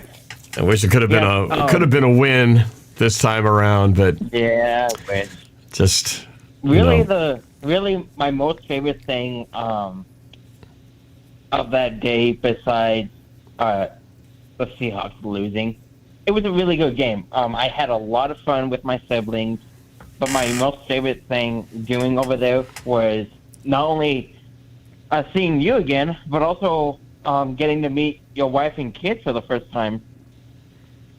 Yeah, and it's rare that I have all of them at the game, because usually it's me, my dad. I might take one, but to have my kids and my wife and my sister and my brother-in-law and my nephew and my mom. I mean, we had the whole clan out there, and that was pretty cool. Obviously, because I wanted them to be there for when the Seahawks did the shout out about the fan of the year for me. So it was great that they could be there for that. Great that you could be there for that, because I know originally you were supposed to come over for the Eagles game, which I wouldn't have been able to make. I didn't make that game either. So the fact that you actually got to come and to this game, even though it wasn't a win, in some ways it was a win off the field. So I guess in that regard, it actually worked out in a different kind of way. So glad we had that time to do it. It was awesome changing plans and therefore getting to meet you again. Yeah, and my family, because they wouldn't have been with me. You wouldn't have met them had it been the original plan. So sometimes things are just meant to work out that way. So yeah, your wife and kids were really awesome, especially Jen, your wife. She's the most kindest person I've ever met. No, she's she's very, very much so that way. That's just her personality. But she also works as a flight attendant for Delta Airlines, so she is very much familiar with, making sure that the customers and people around her are taken care of. That's just kind of how she rolls. So, yeah, no, it was great to have her there, and I'm glad you got to meet her, too. And it's very nice of you to say so. And one of your kids, I think it's Sophie, she gave me one of your bracelets, even though I think I have like 2 or something. I think you'd have. I know I gave them to you last time we saw each other. So, but yeah, no, Sophie was just, doing her thing. I, told her, hey, hand these out for me because sometimes I forget. So, but yeah, no, I do believe that was Sophie. She was really cool. Yeah. Especially Finanza. They're both really cool. Yeah, no, it was great. It was great to have them and just sit with them during a game because I have not done that in a while. And it was kind of cool to actually have my girls who really don't get that much into football. It was great to be able to sit with them, talk a little bit about the game, even though we lost, and then to watch the next night to watch and cheer on the Huskies as we watch that game come down to the wire, an exciting finish. So this is the most football I've watched with my girls ever because they normally don't. So it was cool to be able to watch with them in person as well as I don't want to forget. I did manage to show your wife the what is it? The log line of my TV series, and she actually liked it. Mm-hmm. Yeah, no, it was good. It's good that you're able to come up with a one-liner pitch that you can kind of explain to somebody what your show is about, and in less than 30 seconds, so they kind of go, "Huh, okay." Sounds intriguing. Mm-hmm. So it's good. You've done your homework and your preparation. Thanks for helping me with the log line, by the way. What's that? Thanks for helping me with the log line, by the way. Oh yeah, no, it was. It's a lot of what I do. It's just, it's constantly you're trying to think of how do you make things succinct in a way that it intrigues people and gives them enough information, but isn't too long at the same time. Right. It's like even coming up with YouTube video titles. You're trying to come up with something that will be clickbaity and get them to want to be intrigued by it, yet gives them enough information, but not so much that they have to read too much. So, yeah, no, that turned out great. TV show, I really need to get back to writing my scripts again. That could be your 2024 New Year's resolution. So you're gonna get a chunk of your script done I'm on episode 4, get closer to your goal. I'm on episode 4, and I'm like. How many pages am I on? Like 10, 12? I don't know. Gotta check. It's hard, I know, and you're going ambitious. I mean, it's hard enough to write a movie script that's going to be 90 to 120 pages. You're going for the whole 9. That's, man, like that. Going from 0 to a marathon. Like 192 pages when I was writing it as a movie. No, I know. But yeah, still, that's I've never tried writing I've done a movie script. I've never tried doing a series, so that's very ambitious on your end. So, all right, man, I got some other callers I want to get to. Is there anything else you want to say before I wrap this up? Yes, about the Seahawks. Unfortunately, I honestly don't think the Seahawks will make it to the playoffs this year. Even if they win, I think the Packers are going to kick the living crap out of the Bears. Well, that's very disappointing. But we'll see. It's been one of those years where a lot of things don't always happen the way you think they will. And maybe this will just be one of those funny things where it's like, oh my gosh, we're in the playoffs. How'd that happen?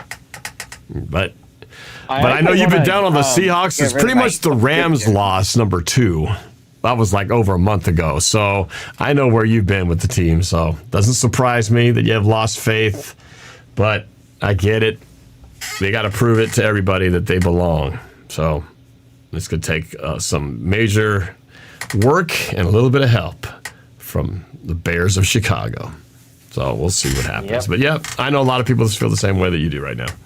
And they haven't exactly given us a ton of reasons to think otherwise. But they still got a pulse, albeit a very faint one. It's still there. All right, AD, well, it's great seeing you, man. Thanks for calling in. All right. Good luck, buddy. Go Hawks. All right, go Hawks. All right, let's keep this rolling. Let's go to, is it Michael?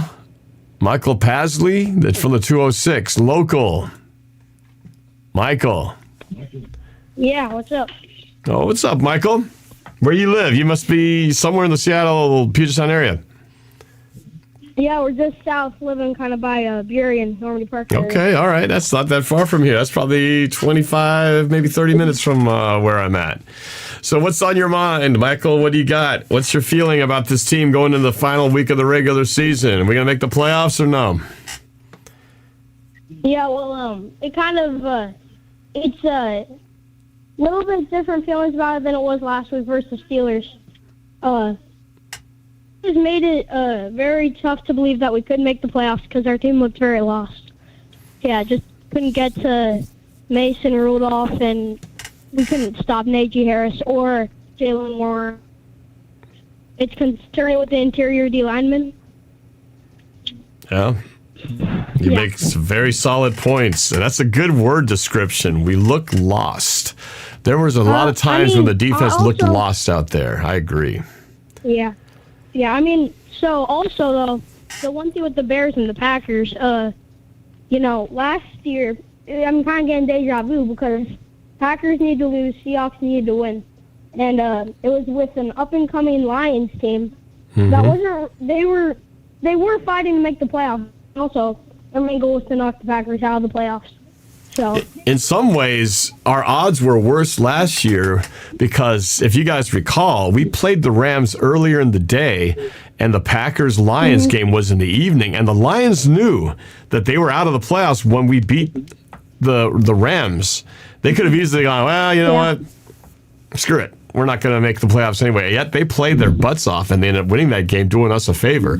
Well, at least this year, on Sunday, the two teams, the Seahawks and the Bears and the Packers, we play at the same time, so no team will know what the other team is doing unless they're peeking on their phone or looking at the scoreboard because we're playing at the exact same time. Yeah. So in that regard, that's good. That at least the Chicago Bears, they have less to play for. They're not playing for a playoff spot anyway, but the Packers sure are. And I know just as much as the Cardinals aren't playing for a playoff spot, they would love to stick it to us and play spoiler in the same way the Bears would love to go into Lambeau and stick it to them and play spoiler to their NFC North rival. I mean, another thing is the Bears and the Packers. The Bears haven't won in 3 years or something, and they're really digging to end that streak and beat the Packers finally. So I think the Bears are going to play with a lot of heart because they also. As we know, they clinched the number 1 pick in the NFL draft. So yeah, they did via the knock their division rival out. Right. Yeah, that's going to be interesting. There's a lot of there's some questions unanswered there in Chicago. Like, is Justin Fields their guy, or are they going to want to take that number 1 pick and look for a different quarterback? This is kind of maybe a sort of, let's see what Justin could do for us. Is he the guy moving forward? Can he win a game that, if this was like a playoff game, what can he do? And maybe this is going to be his way of showing up and saying, whoever might, whatever future I've got, whether it's with the Bears or for another team, I'm going to show them what I can do and slay those Packers at home so they'll remember me. Yeah, they'll remember my name. This is kind of the game where this is either the water to put out the fire under Justin Fields' butt, or it's the gasoline under the flames. So, Michael, how old are you, man? Because you sound young, but you talk super intelligently when it comes to talking football. I'm very impressed. Yeah, I'm 11. I was that kid at that Cardinals game, I think, that asked for your picture. I'm not sure if you remember that, but. Wait a minute. Which game? The Cardinals game this year in Seattle? I think it was the Cardinals. Oh, so you and I have actually met at the stadium. Yeah. Oh. For sure. I mean, I think the main thing, also, you can't, again, like you said, you can't really undermine the Cardinals here. I think the thing we need is, first of all, one thing that really annoys me, Tariq Woolen, when he lines up, 5 to 7 yards off the guy every play. And I just wish he could use his physical advantage more and kind of try and, press the guy. I know he's got speed and that he tries to make it up, but we've seen countless times that he gives him too much space and then he gets burnt, So yeah, I agree. I totally agree with that. Physical. And on top of that, besides the big cushion that he gives, which makes that slant, the crossing route so easy to run on him, to disrupt the timing of it. But just what happened to his physicality? I agree. Like, he was such a hitter last year, and then just watching him get steamrolled by Najee Harris. I think it was Najee Harris. Give him that stiff arm, throw him on his back. It's like, what happened? Devin Witherspoon and Tariq Woolen got a really, Devin Witherspoon has done well with it, but Tariq Woolen has just such a great physical build for his position, and I don't think he uses that to his advantage when we need it. I agree. One thing my dad also mentioned is that he doesn't like our interior D-line. He likes Leonard Williams, but he didn't really love the way that we he didn't like giving up a second because he felt like it wasn't a huge, we could have got Chase under Montez Sweat, which I respect because those are two D linemen that are just kind of one of those guys that puts. So your dad feels like we overpaid in draft capital to get Leonard Williams.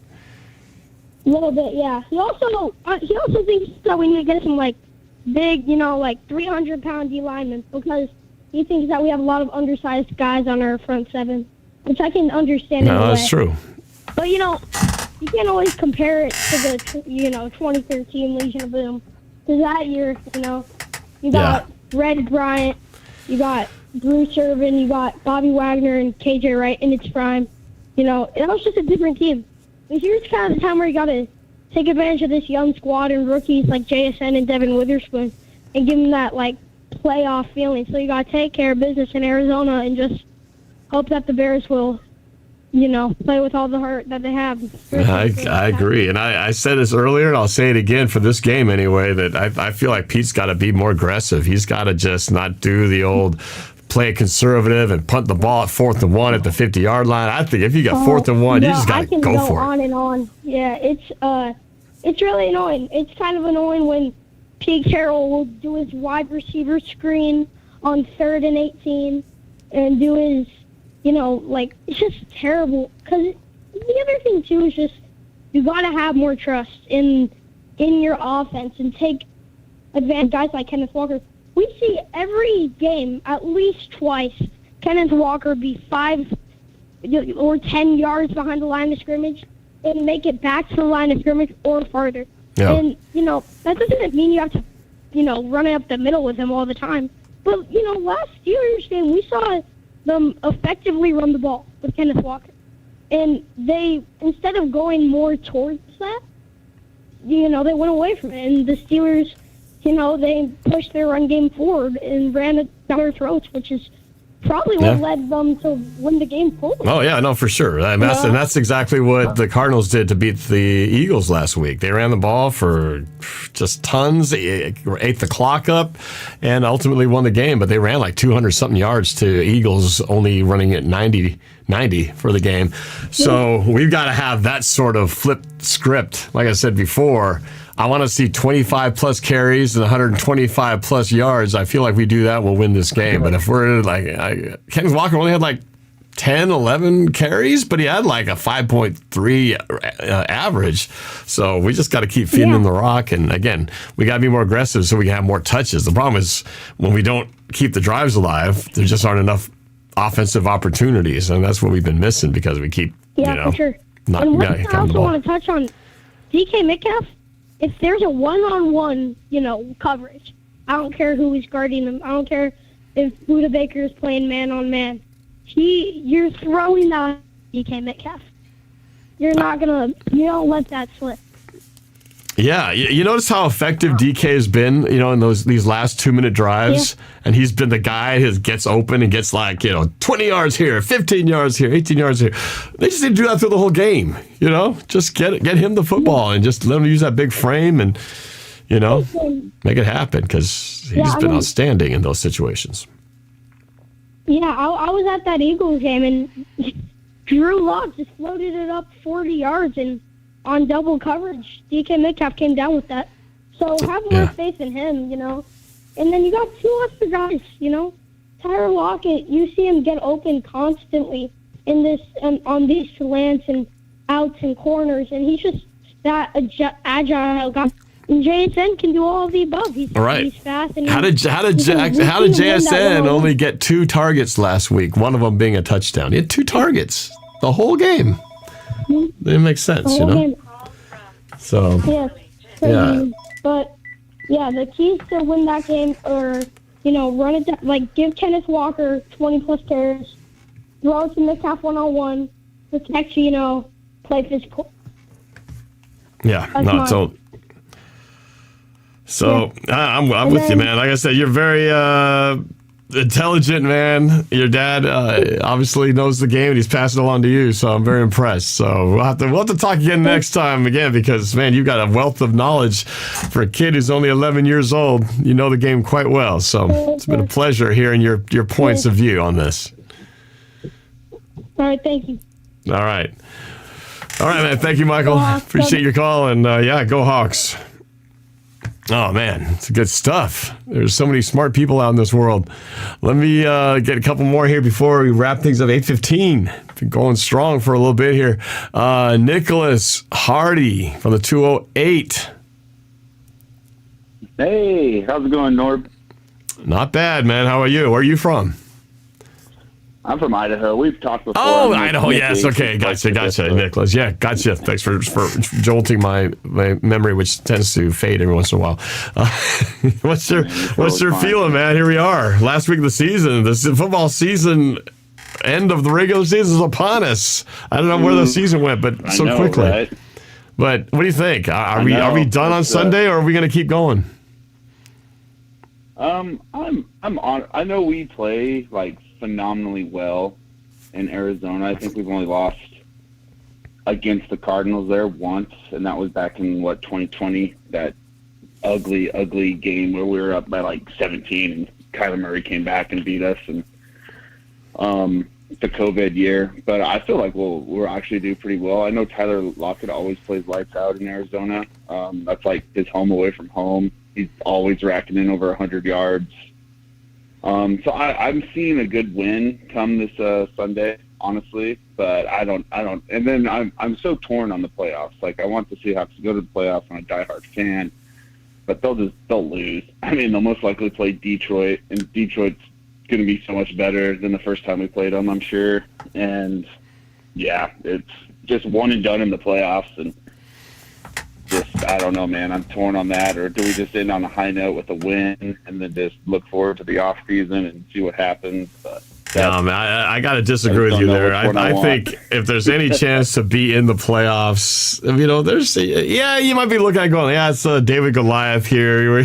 We don't stand much of a chance to go the full distance, but you just never know. And it's just fun to have that other game to look forward to. You see the schedule and it says the wild card matchup between the Seahawks and the Eagles, or the Seahawks and the Cowboys, the rematch, the Seahawks and the Lions, or whatever it might be. It's just...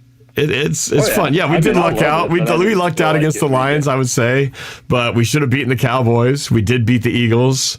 I would love a rematch with any of those 3 teams. I'm not looking forward to a rematch with the 49ers or the Rams, but I just love the idea of just, if there's a chance to be there. It's just, football's so short. When the season's over, you miss it so much, right? And you go, man, we could be playing this week. We could look forward to baseball season, but the Mariners aren't doing anything right now during free agency, so it's just kind of... Well, they did get that, what's his name, Carver or whatever?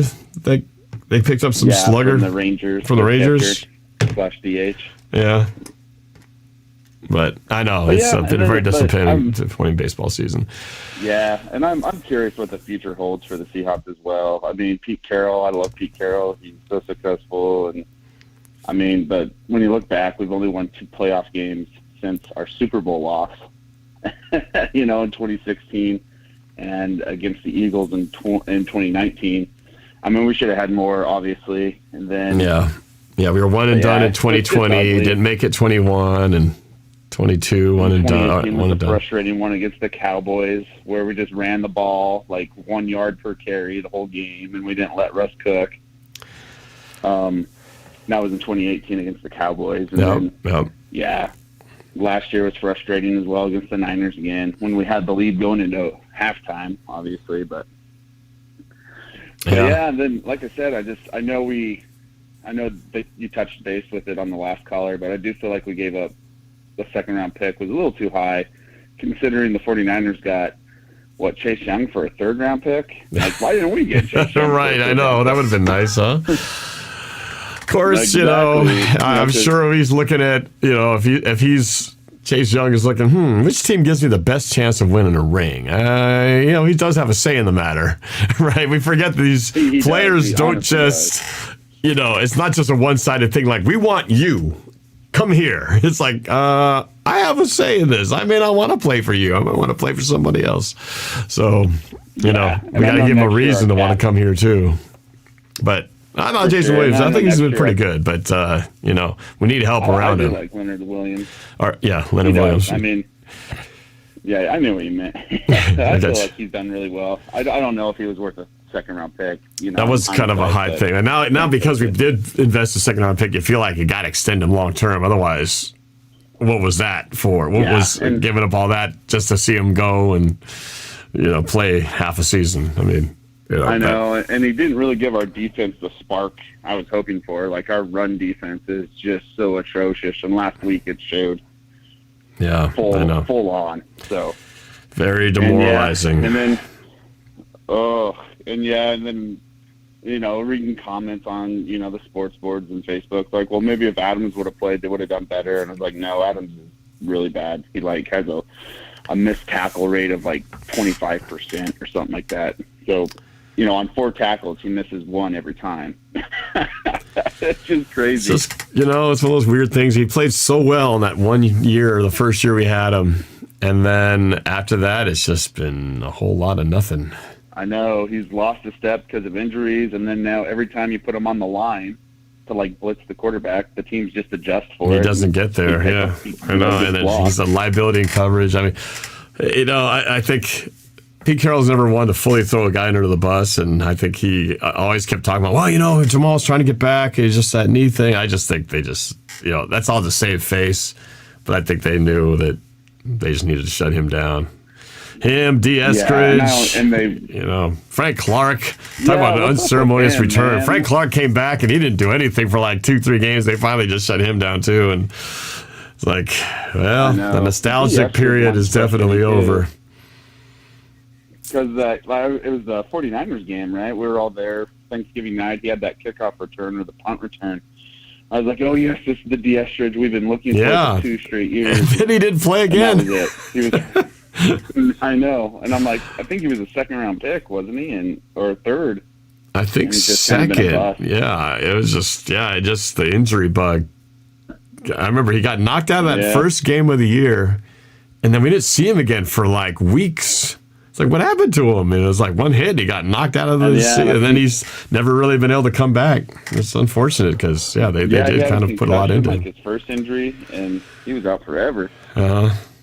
We were okay. When is he coming back? I mean, exactly. But I'm looking forward first to the rounder. future, but I know there's a lot Addison Shable says Eskridge is actually a first rounder. I guess my memory's blocked it out because this was such a bad situation. But no kidding.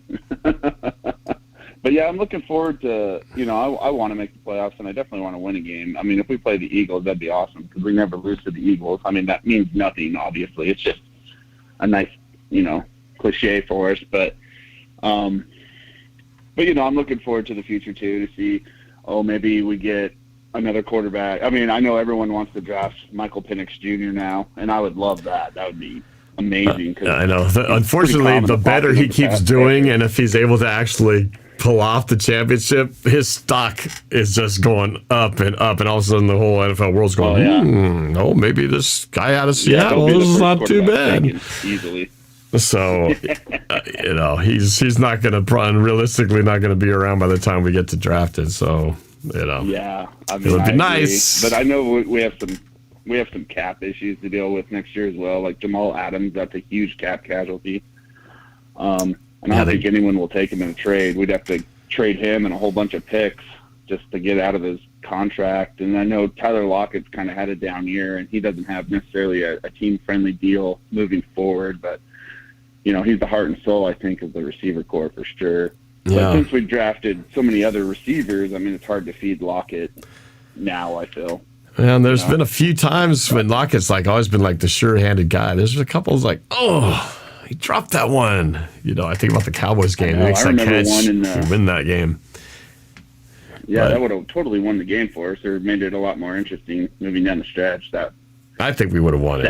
I think if we got that, we would have scored scored and we would have won that game. But it just changed everything. And then going to that Cowboys game, man, just 2 penalties. You would have just taken away 2 penalties on either side on the offense. The penalties were brutal. Did we have over 100 yards of penalties in that game? Like 120 or some insane number? Yeah. 150 is nuts. Yeah. It was. And they were just ridiculous penalties. And then I'm like you. I don't want to blame the refs. But, man, it's been bad this year. Not just against the Seahawks, but you had, like, the Lions debacle last week. You've had like the Chiefs and Packers debacle. Oh, that offside. He was lined up offside, but still, it's like it negates this amazing would have been finish. That's kind of what happened to the Lions. And then they're calling that penalty on everybody now, right? The offside, like offensive offsides, which is like really rare. That never happens. Or you rarely hear offside by the offense. Yeah. Yeah, everyone's calling it now. Like every team's got one, it seems, since that Chiefs debacle. Yeah. But it's just been a frustrating year, man. I mean, I really want it to end on a high note. Like I said, I want to win a playoff game. That'd be great for Pete, and I hope Pete stays. And I feel like the fan base may be 50-50. Some people want him out. They want a whole new clean slate of, coaches and possibly even a new quarterback, just kind of usher in a whole new era. But we'll see. Yeah, I know it is an interesting time, and there's a lot of ways you could look at where's the blame going. But I would just say as a whole, without actually saying who needs to be fired or whatever, I feel like the defense has let us down more often than the offensive side of things, unfortunately. I feel like our offense has actually turned really well. I know we haven't turned the ball over that much. I know Gino had like a turnover issue there for a little bit, but we like ranked 5th or 6th in turnovers. Mm-hmm. That's pretty good out of 32 teams. And we've only fumbled the ball, I think, 5 times or something like that. It's pretty impressive. I was looking at the stats the other day. I was like, dang, our offense is actually pretty good. But, right. And it was sad. And it's like when I was looking at the way the game was going last week, I remember thinking 2 things. One, first team to turn the ball over, make that mistake is going to lose, and that was us.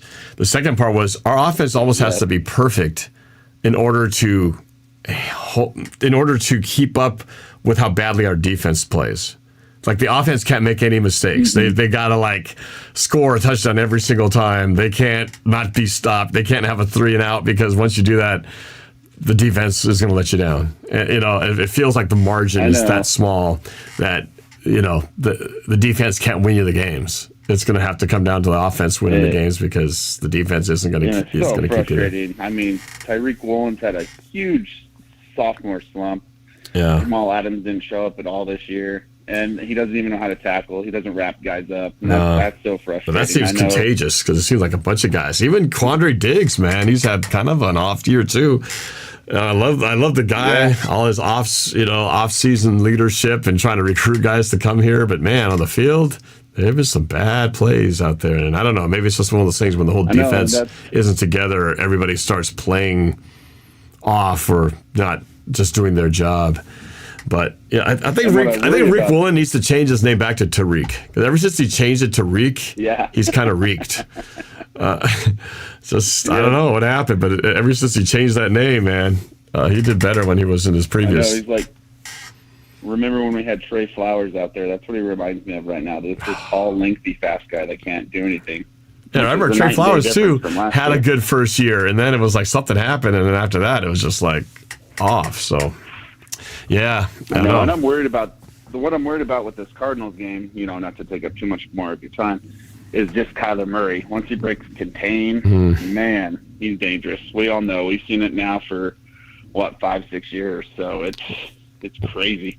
Well, and he's just you look at the stat line from last week. I mean, he did it some on the ground, but he was throwing the ball really well. And then it was just James Conner, just tons of carries, and yeah, they just made enough plays. I was honestly shocked because I saw the Eagles had like a pick 6 or a scoop score or something like that, and I was like, they were up like 21-6 or something Next thing at the half. It's tied. Crazy. Like, Well, what the I don't know. Maybe I think we're still, for the most part, favored in this game. But man, I'm nervous about that one. But you know, I know. When you look back, though, the Cardinals have played spoiler a lot. I mean, they beat the Cowboys, right? Yeah. Pretty impressive, nonetheless. And well, the Cardinals, you know, again, it's a lot of it's catching them at the right time, right? Kyler Murray was injured most of the first half of the year, so you didn't really have to deal with him. And now he's kind of like back into the groove, into his usual thing. And so it's like we're catching the Cardinals at the worst time. They're like playing really well right now.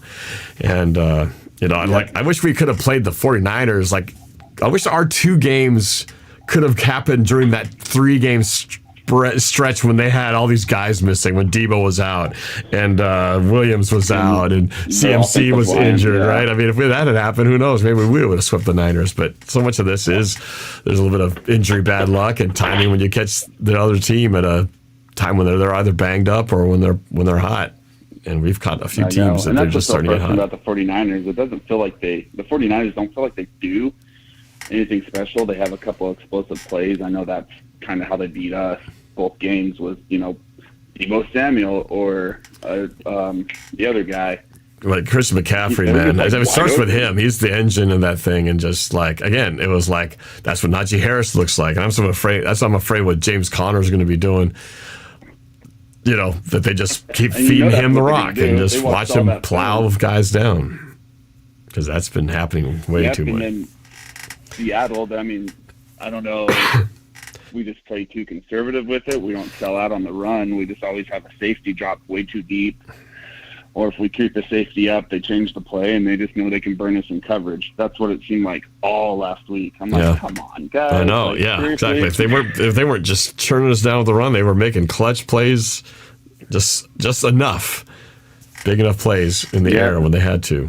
And, But yeah, man, like I said, I'm 100% hoping for a win. I feel pretty confident. Seattle always plays really well. And I think State Farm Stadium now. Yep. Tyler Lockett, I'm expecting an awesome game from him. If not, I know DK's been pretty clutch the last few weeks. And I feel like he should have been in the Pro Bowl. I know a lot of people are like, well, no, but his numbers are just as good as others. But popularity contest, I guess. Yeah. All right, well, we'll see what happens, man. I hope we're feeling good again as a Seattle fan Sunday, and then Monday night, the Huskies. I just hope Tuesday could be a really exciting day. You know, talking about wins all around. Yeah, I'm going to stream the Cardinals game from here, and then I'm actually going on a trip next week. But I'm going to watch the game and stream it from my hotel room Monday night. So I will be live streaming. There you go. So, all right. You're a dedicated fan. That's why you're fan of the year, buddy. So yeah, congratulations, thanks, man. And thank you so much, man. Yeah, I appreciate it. Thanks for being on here. It's been fun to chat Seahawks and get other people's perspectives. Yeah, thank you. All right, man. Go Hawks. Woo. All right. One last call on the phone line. I'll get a couple more on Discord and then wrap things up. So from the 949, this will be the last phone call. Who's this? Hi, Norb. Hi, who's this? I'm Sean. I'm 8 years old, and I love your 2023 video prediction. My favorite part was when the Niner guy was crazy. You mean when he was singing, I like kicking butt and I cannot lie? That one? Yes. Yeah. Oh, well, I'm glad you could find the humor in that because it's never fun to sing about the Seahawks losing, but that was one of the... I'm a Niners fan. Oh, what? You're a Niners fan. No wonder you're enjoying that one. Oh, man. That's no good. That's no good. Well, congratulations on winning the #1 seed, and your Niners look pretty hard to beat this year, man. Not going to lie. And good luck for the Cardinals game. Thank you. I would love a shot. One more shot against the Niners because, you know, that means if we have a shot to play you guys, well, then there's a chance we could still somehow get further along in the playoffs and sniff the idea of going back to the Super Bowl. But that's a long shot. Where are you from, by the way? I'm from Orange County, California. Orange County. So that's like close to Disneyland, right? Yeah. Nice. And you said you're 8 years old? Yeah. Nice. Well, I appreciate you calling in, and you know, in watching my channel, that's greatly appreciated, even though you're a Niners fan. Yeah, and hope to see you in the playoffs. I would love to see you in the playoffs. That would be a great thing for the Seahawks, and I'm sure the 49ers would love that too. But I hope that happens. That would be pretty cool. Yeah. All right, thanks for calling. Appreciate it, bud. Okay, bye. Have a good night. Oh, that's funny. Good stuff. Good stuff. All right, we're gonna round this up shortly. There goes the whole music. We're gonna go to Discord for a couple of final ones and then wrap this up. Who do we got here with the little, I don't know, creature? Is there? We got El Taco and somebody with an E in their name. Who's the person with the E in their name? Norv, you know who this is. Oh, is this Jade? Yeah, I'm at Climate Pledge Arena watching the Kraken play the Senators. I'm not even... First Kraken game of 2024. Oh, nice. Wait, you're there right now? Yes, I am. Wow. Wow. Oh yeah, my icon is Gorosaurus from the Godzilla franchise. Oh, okay. I was wondering what that was. I thought it looked kind of like a dinosaur, but I wasn't sure. That's Gorosaurus from Godzilla. If anybody hasn't seen that. All right. Well, there you go. There's the icon right there. Yeah. Oh, that's pretty funny. So, what do you think? All my icons for social media are Godzilla monsters. I have grown up with Godzilla since I was 5 years old, and I wasn't even scared of him. Oh, Godzilla. I go back to the days of Godzilla in those 60s or 50s versions where they had the dude in the suit back before the latest iterations. 1954 when it first debuted. Mm-hmm. That sound effect, the original sound effect, the... Love that sounds sound. like Chris Osimo when Trey Lance went to Dallas. It does sound like that a little bit. Well, what's your take on, what do you think about this game? Does Seahawks have a chance to make it to the playoffs? Please do. Don't screw up. I'm saying is don't screw it up. And I'm gonna go off topic for a minute, but I want the Huskies to win against Michigan because if we beat Michigan, I'm gonna put this on social media saying, "This is what you get, you effing cheaters." Oh, that's right. We had that little controversy with Jim Harbaugh, the signal stealing controversy. Yeah. Does it remind you of a certain team in baseball that did it years ago? Right. Oh my God. Yeah, no kidding. I would love to see that happen. I don't think that the punishment was enough. I don't care who did it, but the whole organization needs to be punished. Like Lane Kiffin needs to be fired. Yeah, sometimes the punishment doesn't quite fit the crime, does it?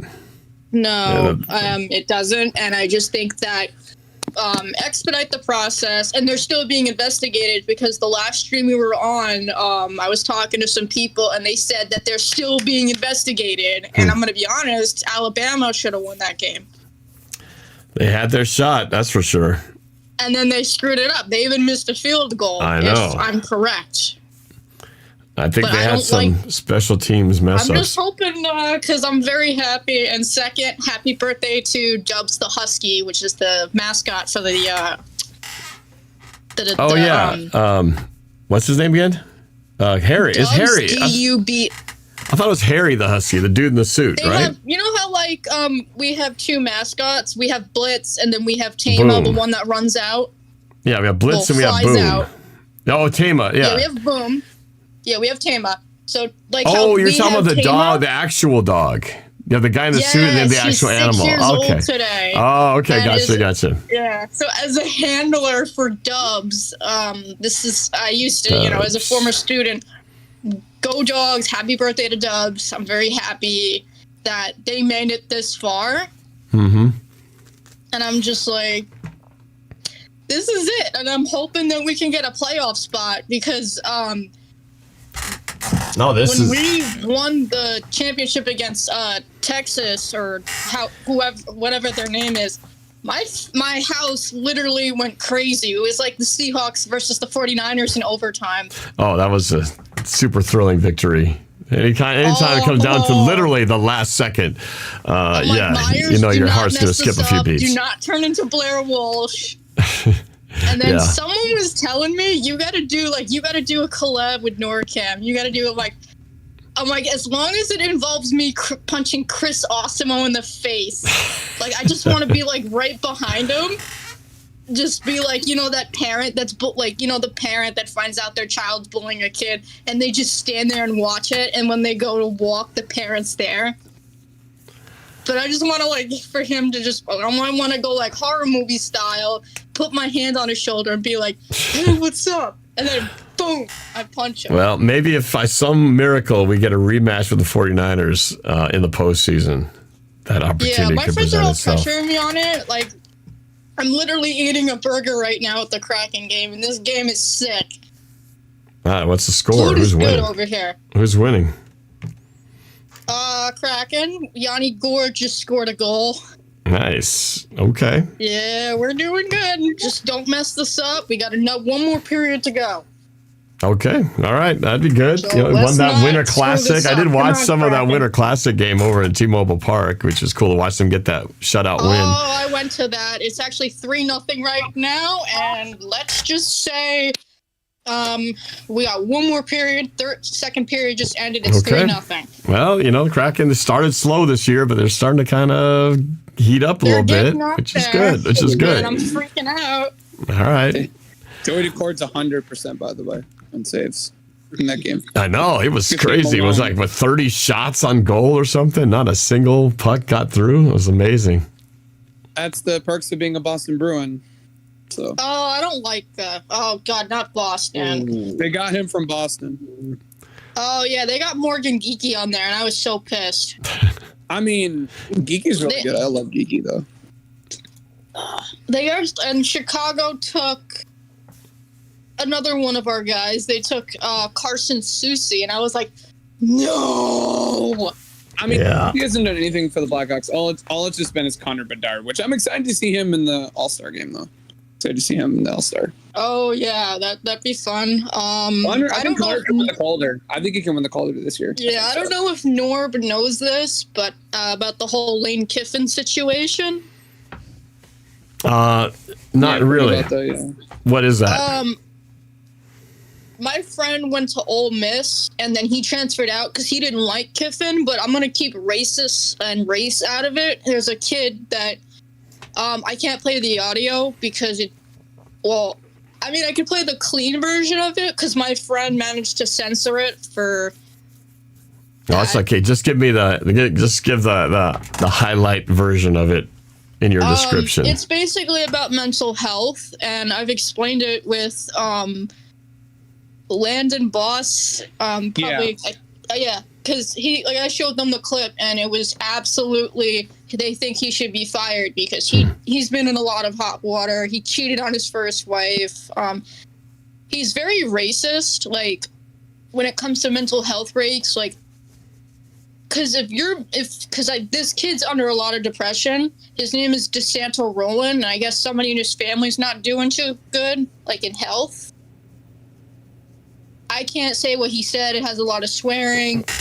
So Lane Kiffin said something inappropriate about his racist. family. But the problem is if a student, because the problem is with mental health and depression, if a student kills themselves on campus, it doesn't look good for the college's reputation. Well, yeah, sure. Yeah, that's why I kind of want to just say, like, I had to be careful when I was in U-Jobs because I'm like, I don't want to get kicked out of my dream school. I don't want this. Right.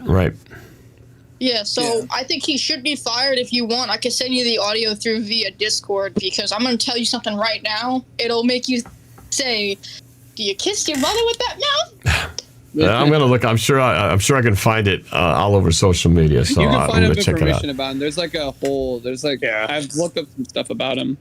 Yeah, there's a whole case file on it too about the wife and everything. So Man, there's some crazy stuff in the news. I mean, I lately. I could just send it to him. I have like the thing on my phone, like how like. Yeah. I think Michigan should have not been in the playoffs. I just think that you cheat, you should get punished. Yeah, but what is the board going to do about it? I mean, you really can't do nothing because Jim Harbaugh. Like the NCAA is literally just like super corrupt. Well, you know, that's why the best way to have the spoils not go to the victors who don't really deserve it is to have the team from Seattle just go take care of business, so they won't get the benefit of that. Yeah. I mean, Jim Harbaugh, he has a brother in the NFL who's probably going to win the Super Bowl this year anyway, so it doesn't even matter. You're right. John's the nicer of the Harbaughs. He's the one that you can root for. The Jim's always the one that you always kind of like. Yeah, like Norb something makes you want to punch him in the face. Like he could, like Norb, I'll give you like a little trick if you want to find the audio of what Kiffin said. Yeah. You can go to TikTok and then go to this user called what's the damn user? Okay, because the Dennis experience, and literally it makes me sick because I've been through challenges in my life. Like I first wanted to attempt doing, you know, harm to myself, but you know, I didn't do it. That was more of a high school thing. Yeah. But I think when I got up to Roosevelt High School and I moved up here, I literally loved all my teachers because all my teachers were amazing. Because the other school that I went to, teachers are still not getting punished. Students are Roosevelt High School. I used to live just blocks from there back in my single days because we had a house that was literally just down the street from Roosevelt High School. You're kidding, right? Yeah, no, because I went to the UW. I lived in the U District, Ravenna area, and I was literally just up the street, just east of Roosevelt High School. So, yeah, that was my stomping grounds for a good chunk of my life. From '87 to 2000 is when I lived there. So, but it's been a while. That was, you know, now we're talking 22 years ago. So I can't believe that. Oh my God. I mean, when I moved into my new house, oh my God, my friends were like, yo, this guy's got to come over. He knows how to bring the noise. Yeah, small world.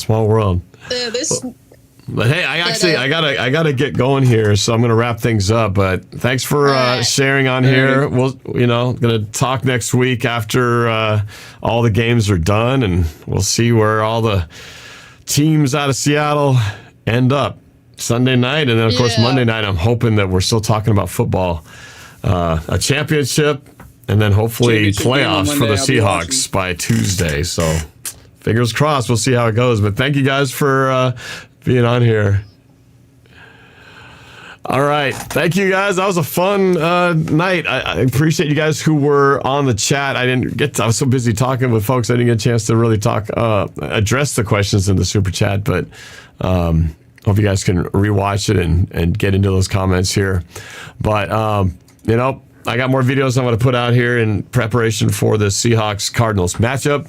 I will be live streaming both games, the Seahawks game Sunday, and then the National Championship, which I will be out of town that week, but still streaming the game. So just keep on the lookout. I will be putting out videos the rest of the week leading up to Sunday. And don't forget to do this. Hit that subscribe button if you don't mind, and the notification bell. And, don't want you to miss a single thing. All right. So that's it. Appreciate your time. Thanks for watching. And feel free to, I know that YouTube's going to put some other videos up here, so just for you to click away and stay in the channel. All right? See you next time.